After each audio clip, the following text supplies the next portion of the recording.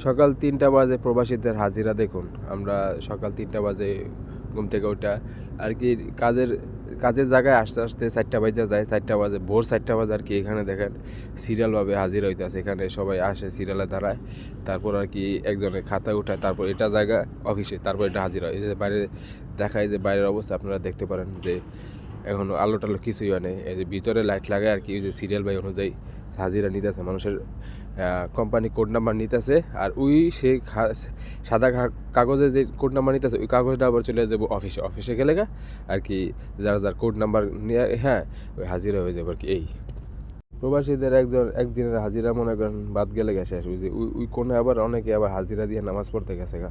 মানুষ আসলে অনেকজন। এই যে এটা হচ্ছে বাইরের সাইড, বাইরে দেখেন একদমই আলো টালো কিছুই হয়নি, একদমই। আমি আবার বাইরে আসছিলাম, একদমই ভোর।